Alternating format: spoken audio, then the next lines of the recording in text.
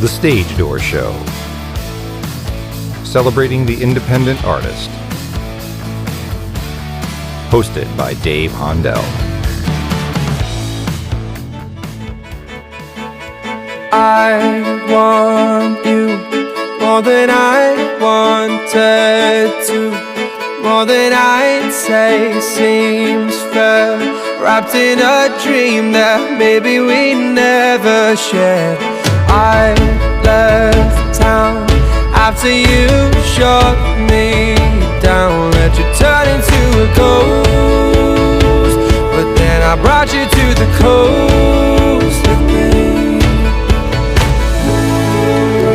I ended up on Hollywood Boulevard, we're rapping, drinking downers in an empty bar, trying not to picture the look or the love in his eyes. I saw you waltzing in your white dress, still just a boy, you tried to give his heart away. I didn't know you claimed the best of me. Hi everyone, welcome to the Stage Door Show tonight. This is Dave Hondel. Tonight we have a US-UK trio that's quickly becoming one of my top artists. I'm in awe of their talent and cannot wait to see what the future holds for these guys. So welcome to the show, Matt, Joe, and Mark. They are Raynes. Welcome, guys. Thanks, Dave, for having us. Yeah, I appreciate it. Absolutely. And I saw your history a little bit, and I'll start with you, Matt. I know going to college, you met Joe, but where did this whole musical journey start, and how did you guys get Mark on board?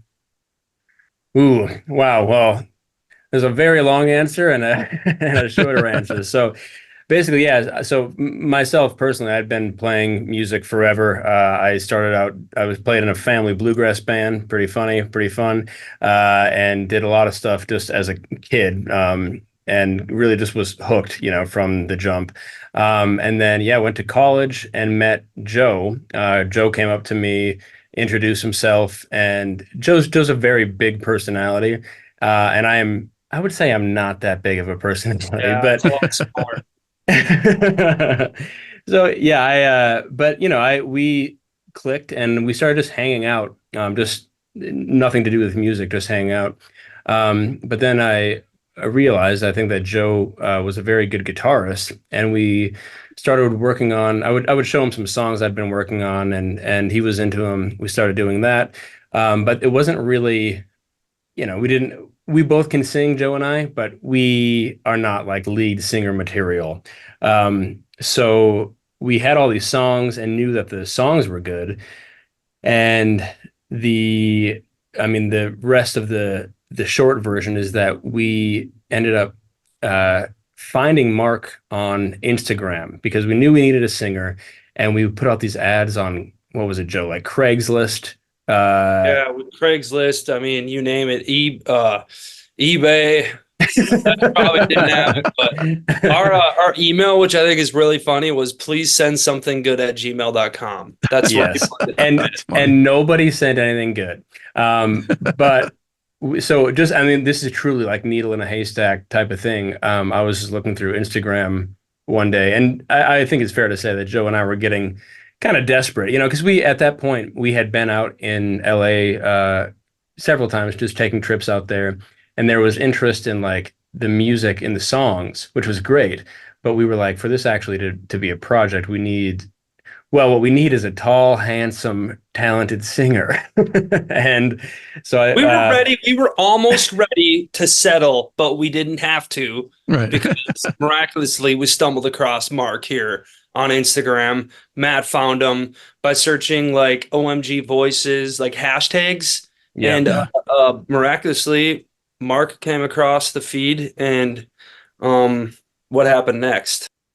Well, no, that was it. And then I showed a video of Mark to Joe, and we were like, this is our guy. But he was in England, and we were both trying to not get our hopes up too high because we know he's perfect, but we're like, there's no way, right? Because he's in England and we're in LA. He's not gonna come. But I messaged Mark on Facebook and I said, hey, I know this is out of absolutely nowhere, but would you like to come and maybe sing for a band out in Los Angeles? And Mark said, yeah, that sounds great. Awesome. The rest is history. The rest is history. So, Mark, when you got that that Instagram note or message, I mean, what was your thought right away? I mean, were you looking for somebody to sing with? Yeah, I mean, my musical journey was, I'd done a lot of musical theater stuff growing up, and then I was in choirs and like classically trained, and then but then I started playing guitar when I was around 15 years old. I basically fell in love with John Mayer, and I was like, right, I want to be a guitarist, I want to be like a songwriter. And then from then on, I started singing in bars and restaurants all around my hometown and stuff, and that was really fun. But I always wanted to be in a band, but never really had the opportunity to do it. Yeah, for one reason or another. So when I did get that message, I was definitely cautiously optimistic, I would say. Definitely met with some skepticism, but also like, listen, this could be something really exciting. Because, all of a sudden, these random guys in LA were reaching out to me, and they found a video of mine on Instagram, which that in and of itself was pretty nuts, and how the internet can even do that these days. But yeah, I was really excited, but didn't want to get my hopes up too much, because there's a lot of hoops to jump through in order for that to really become a real thing. But yeah, I was really excited, and then within 10 days, I'd spoken to Matt and Joe, obviously, in our management we had at the time, and the more and more I was talking to the boys and everyone else who was included in the project, I was realizing, oh, this is a real opportunity. So this is something definitely to be excited about. And then, literally within 10 days, I was on a flight to LA for the first time ever in my life, and flew over there and met the boys, and we had a great time. And I think we just fell in love with each other and the music. And I was like, okay, yeah, I'm hooked. I'm in. That's it. And Joe, shortly after you guys formed the band, I mean, Sony came calling, right? I mean, you guys signed with Sony shortly after that.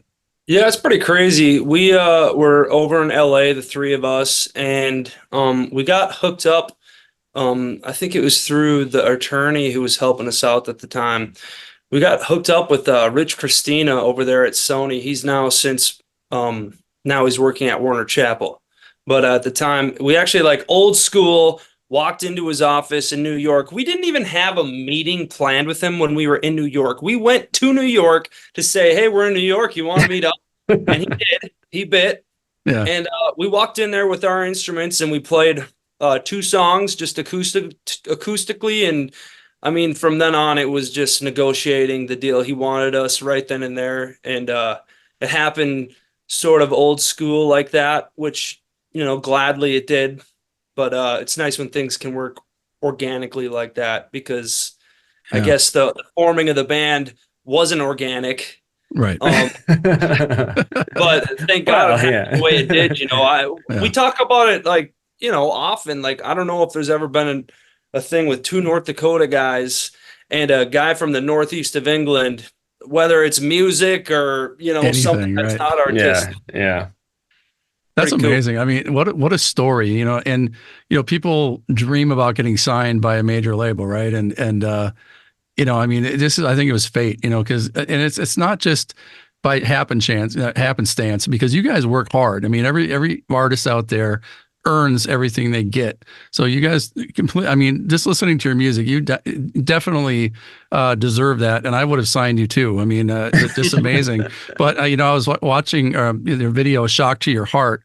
And I got to tell you that, you guys say you're not the singers, but Joe and Matt, you guys have some amazing, the harmony was incredible on that song.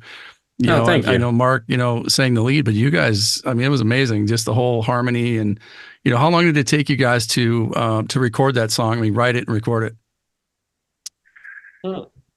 Ooh, I guess that's my answer. Well, so I had that one. I mean, for me, my thing is that I'm just constantly making songs. That's all I really care about. And so this one was originally like some sort of, the bones of it were like a song for some girl pop artist who didn't exist. Just I wrote it as like a girl pop song, and it had the bones of it. But then I was like, man, this is like the melody and the vibe of it is really lovely, and I feel like we could do a good job here. Stood in the driveway, your car already running, named 4 or 5 ways I could have seen this coming. You said goodbye and waited, but I couldn't say a word. It took you so long to finally admit it. You broke a tooth on the bullet when you bit it. If I had pressed my ear to your chest, what would I have heard? Watching you turn blue. Would a shock to your heart make it stop, or a start, or just split in two? He's got his own place that overlooks the city. He has a nice face, it makes you feel pretty. I bet your dreams go well with the theme of his living room. Did we just build this life so you could trade it in for a house in the hills and a stronger chin? You never said what you meant to say. Watching you turn blue. Would a shock to your heart make it stop, or a start, or just split in two? So showed the version I had at I the remember time. you sent this to us during the pandemic. I think I think I did. Yeah. You did. I remember where I was when I got it. Oh, good. So it's a good song. Yeah. We actually posted a clip of that to Instagram, and it was acoustic. And That's that right. did pretty well back in the day. You know, this was before reels and all that stuff. Yeah. But great song, though. I mean, great tune. And all of your music is great. Like, I can't wait to listen to more. And, I'm going to pose this one to Mark, but, being from the UK, in a small town, I mean, obviously everybody dreams big. So what's the one venue that you've always wanted to play? And what's your dream venue that you hope to play at some point with your band? Ooh, I think there's two. One's a venue, one's a festival. Both of which in the UK. The O2 Arena in London would be ridiculous to play at, and I say that for many reasons. One, if you're playing a venue the size of the O2 Arena, you've done something right. Sure. And second of all, the O2 Arena was the first place I ever saw John Mayer live, and like life-changing concert. Honestly, it was funny because I have a hard time with live music because sometimes I love music and it's like all encapsulating for me, but I get so jealous when I go watch other people play these huge stadiums. I'm like, we want to be there so bad. Yeah. But no, the O2 Arena, and I would say headlining Glastonbury would be Amazing. a milestone, to say the least. For sure. A lot of people say festivals, and they must just be amazing with the thousands and thousands of people out there. So, Joe, I'm going to pose the same question to you. What venue would you like to play? oh man, I feel like, being from America, you got to say Madison Square Garden. Right. It'd be dope to be able to sell out MSG for multiple nights. That'd be sick. And honestly, this is more like one close to the heart, but there's this place where I'm from called the Bismarck Event Center, and it's not that big of an arena, but if we could sell that place out one day, that would just be dope. We wouldn't have to get a hotel. We could come to my parents' house back home. During the day. If it's during the summer, go cruise the river for a little bit. I love that. I love it. Your Midwest just came out. Your upper Midwest just came out. Yeah, it's there. Yeah, but I'm being serious too. It's no joke. If we were able to sell that out, oh man, that'd be. Yeah. What about you, Matt? Me? Oh man. I mean, I think I really sort of concede to the boys on this because I like Mark said, I can barely go to shows anymore because I want it so bad. You know what I mean? Like, I'm just like, oh, you want to be up on stage, right? Yes, exactly. But yeah, I mean, I honestly, I think I've seen, I guess, outside the O2 Arena when we were in London, and that is a real dream. And also, Joe, I'm going to agree with you here. I think a hometown hero show would be, I mean, that would mean a lot, right? Like that would just be adorable. Sure. Yeah. I completely agree with you guys. That would be great. Go hit the bars in downtown Bismarck afterwards. There you go. Yeah. Yeah, exactly. The wild streets of Bismarck. Mark, just one question. Now if somebody from the UK on, I can ask this question. So I've asked a lot of American artists that go to the UK, and there's just a different vibe there, and where the musical fans in the UK, I believe, are students of music. They really get into the music, where they know like who played background, they know who engineered it, they know the year that it was produced. And you could be somebody that's 60, 70 years old that had a career way back when, and they're still famous and popular, because they love the music.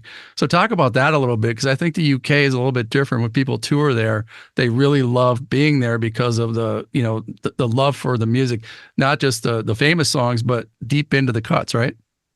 Yeah, I think it's very much a cultural thing in the UK. It's a small island, and with a fairly, I guess on a global scale, comparatively a fairly big music scene, but not on the same level as the US or other maybe other European countries. But yeah, the UK, it's just music is everywhere, and I think it's born into you go to your local pub, there's someone singing. All the historical bands and artists that have grown up in the UK and have played the small venues all the way up to the big venues. I think people really like to champion one another, and especially in the artist world. People love that come up story in England. Right. And I just think people just love music so much. I think people are very proud of what the UK has produced musically. And for such a small island to produce musicians that are known across the world, and of course welcoming others from different countries too, people just love music. And I think the short answer is it's just such a culturally important thing that people go in. Like you said, people know the drummer of this small band that only ever made it, just in their local area, but it doesn't matter. People just love music so much. And yeah, I guess that's it. Yeah. And then, Joe and Matt, the rapport that you guys had, I know when you met, it wasn't about, the music at first, but when you started playing together, did you just know right away that there was a connection there, Matt? Yeah, that's a really good question, because for me, like, at the time, I remember I was just like, I wasn't really thinking about trying to start. I had been in so many bands, right? And at the time I was like, I'm just going to write songs. I don't know what's going to happen, but like, here's hoping.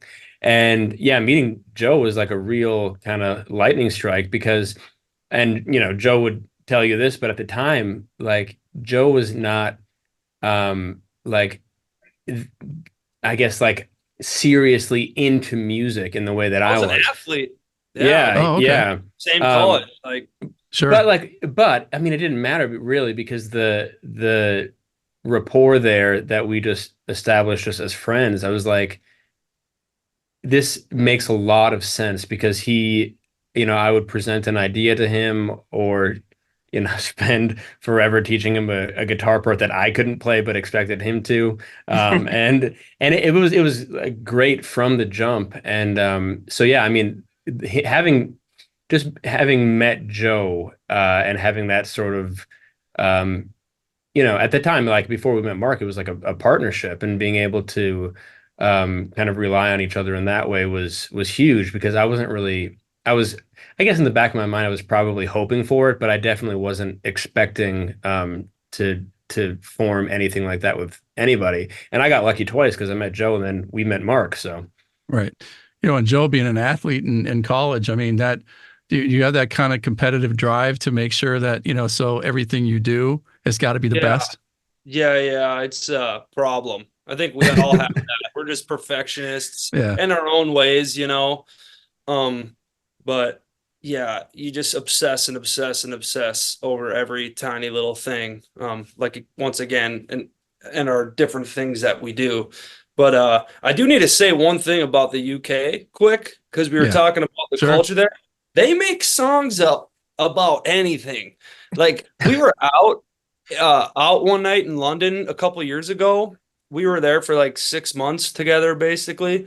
And we were somewhere in Southwest London. And it was at the end, like after bar close. And some guy literally took a bucket and put it on his head. It was a cone. It was a cone. It was a cone. It was a song, Mark. That's He's got a bucket on his head. Yeah, Just yeah, making yeah. it up. Bucket. Yeah. He's got a bucket. I'm sure a few pints in too, right? Yeah. Oh, Yeah. yeah. I think a lot of that stems from like the football chants that we have in the UK, Yeah. like just making songs up. Yeah. There's like a set amount of melodies that football chants are based around, and then Right. the words just are whatever you want them to be. Yeah, everybody. I mean, in the U.S. we cheer, but you watch a soccer game on TV, and I'm like, what is that noise coming from the stands? Oh yeah, They're It's like a song- all in yeah. unison. It's a song that They go- everybody learned. It's amazing. I love They it. go I love hard. it. It is That's the so cool. funnest thing ever. Yeah, Being that an was great. outsider, never having experienced that, going over there, it's such a breath of fresh air, man. They really know how to have fun.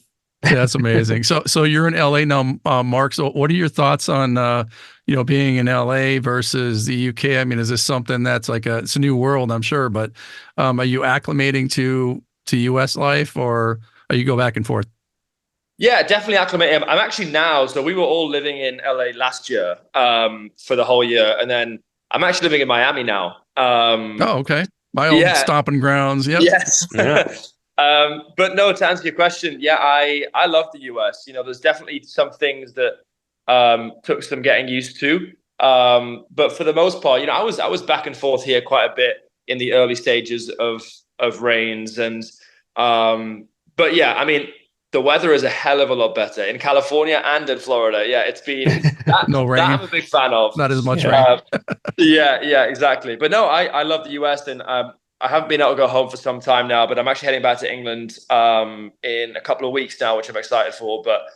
But I will say, I think that I know you had mentioned UK music lovers and the scene over there. I think it all depends where you come from, because when I first started playing shows in the US, only last year, really, with the guys, I would look at US music fans as equally as fanatic, honestly. Sure. I think you guys like to also have such a good time, and some of my favorite shows I've ever done and we've ever done have been in the US.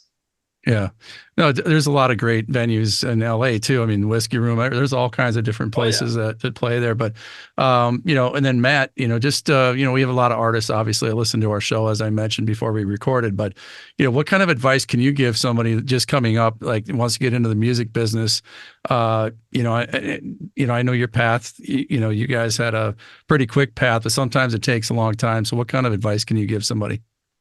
Yeah, I think, we've been asked this a number of times, and for me, I'm always like, man, what are you asking me for? I don't know. I have no idea what I'm doing, but like, that's not really true, because we've been doing okay, and we've built something like real here, and we hope lasting.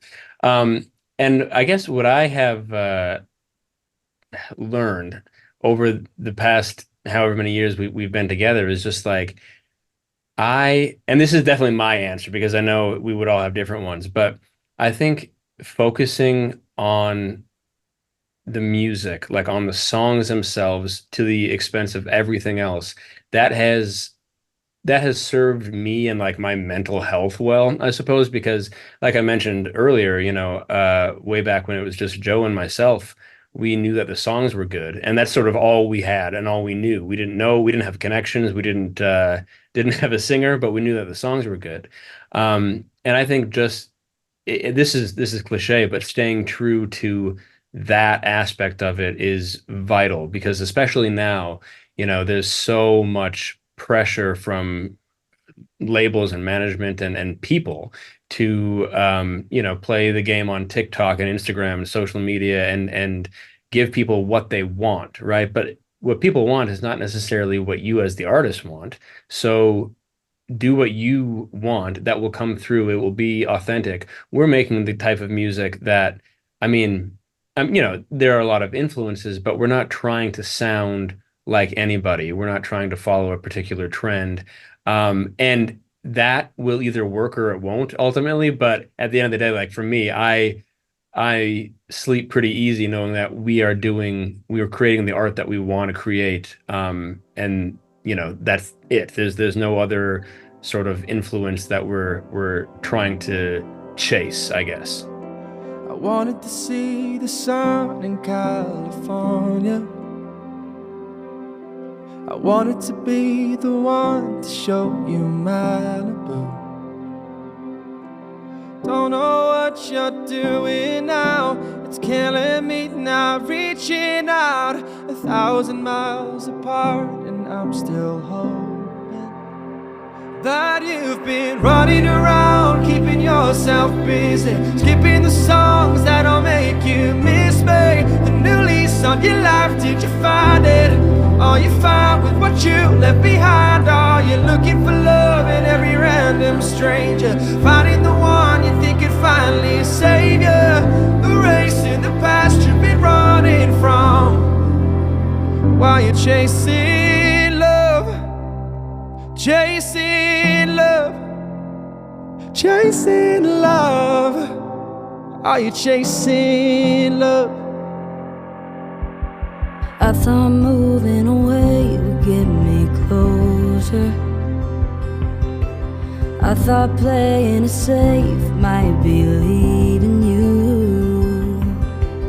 Don't know what you're doing now. It's killing me, not reaching out 1,000 miles apart. And I've been hoping that you've been running around, keeping yourself busy, skipping the songs that'll make you miss.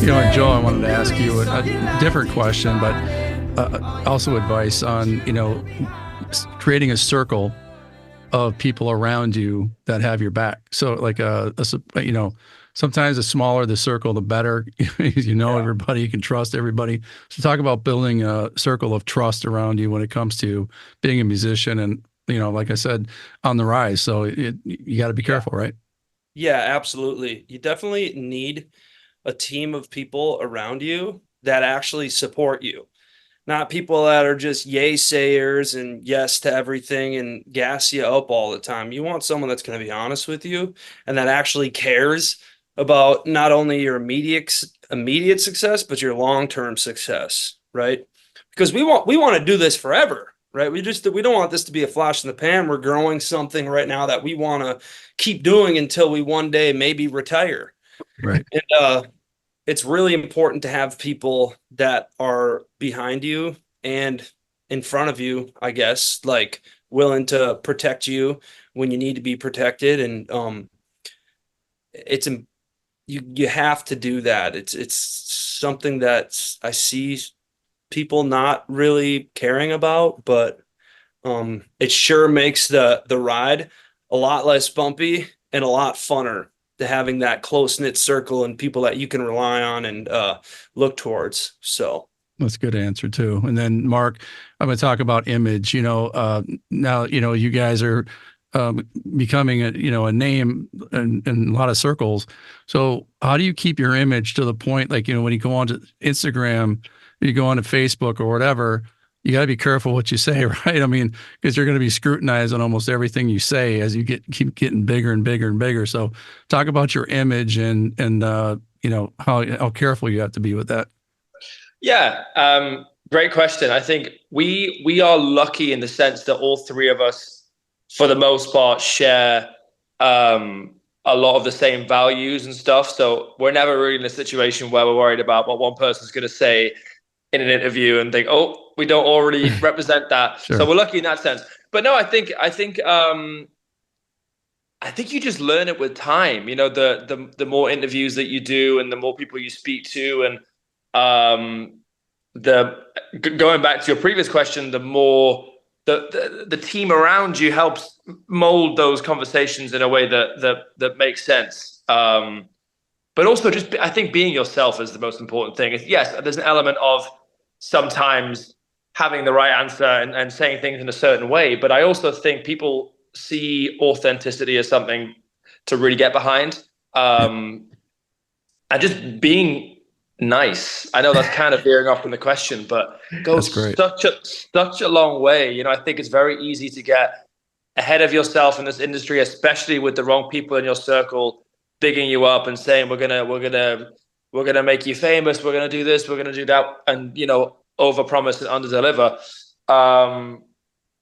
So I think being nice and keeping your feet firmly planted on the ground is something that's definitely done us a favor, I think. And we're nowhere near where we want to be yet, so ask us that in 5 years' time, maybe. But No, so I far, have a feeling you guys are going to be the same then as well. So that's great. Definitely grounded. Matt, before we ask my last question here, I want to ask you what you have coming up. I mean, what can our listeners get excited about? Oh man, lots of stuff.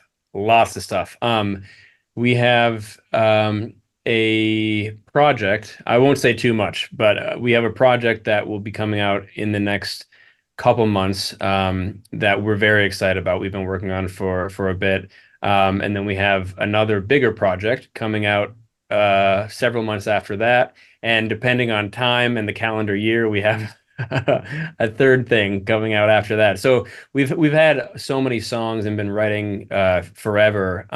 So I think we're excited really to kind of stretch our wings in that aspect and do all kinds of it's all sounds like us, but we want to try different things, and we want to kind of test the waters there and just put out the art that we love. So yeah, I think that this will be, at least as far as releases, it'll be a big and eventful year for us. So we're very, very excited about that. Oh, I'm excited too. I'm going to start with you, Joe, on this last question here, but I ask everybody this. And when it's all said and done, Joe, what do you want your legacy to be? What do you want people to walk away with when they think of Joe? Man, you know what? I want people to, when they come to my funeral, I want them to really miss me, like cry and stuff, But I want them to ultimately just smile. Like, I don't care about all this, whatever. Like, when you're dead, you're dead. You're done. They're gonna forget about you, and if you're really big, 300 years. If you're not really big, 50. Sure. I want people to be sad I'm gone, but to be sure as heck happy that they got to spend however many moments with me while I was alive. I hope I've made people happy. Yeah, I don't want to die with regrets too. That's more of a personal thing. Who likes to live with regret? I don't know.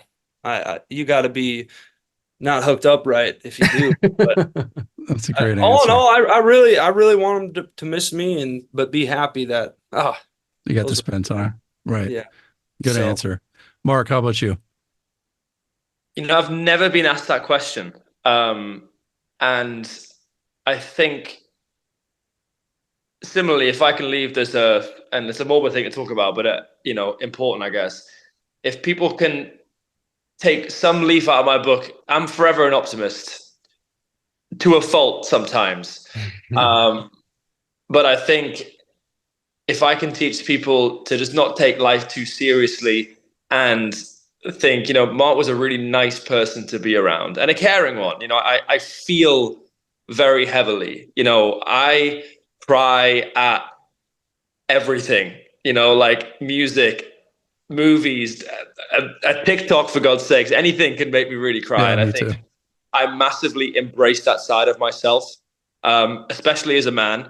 And I think I would encourage more people to let that side of them out. Because I think everyone has that side, and obviously various people express that differently, but I love that about myself. And I think if I could teach more people to freely express how they feel and not worry about it, then I would be happy.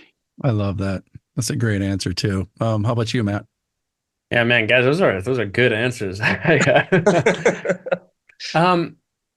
Mine would be, it's interesting because on the one hand, like Joe said, when you're dead, you're dead. And what we're doing here is like, it's not going to change the world, right? Like, it's music. And I think we understand that, we want to do what we can kind of while we're here. But for me, I'm like, a good song can live basically forever. And Absolutely. Yeah. I would like to write at least one song, hopefully way more. But I mean, and it has nothing to do, like, I don't care, honestly. If no one knew that I wrote it, that would be fine with me. Like, I don't care. I just want to put something lasting and beautiful into the world, even if it's one song, but I'm hoping that it's a couple dozen. Yeah. Well, all of you guys had wonderful answers, and there really isn't a wrong answer, but I like asking that question because it kind of makes you think a little deeper, and I love your answers. But Raynes, you guys are amazing. Matt, Joe, and Mark, can't wait for the future. Household name before you know it. I'm convinced of that, and I'm going to continue to listen to your music and buy all the other music that you have coming out. But again, thank you for being on my show, and you're always welcome back on the show. I hope you do come back when you have new releases, and just reach out anytime you want to come on. So thank you all for being on the show tonight. Our pleasure. Thank you so much. Our pleasure. Yeah, thank you so much, Dave. We appreciate it. I'm telling him that I won't stop until it gets even sweeter. Sucking on a lemon drop, I'll taste the shack till it melts away. How long before I finally forget the place that I left such a sour taste? But the sugar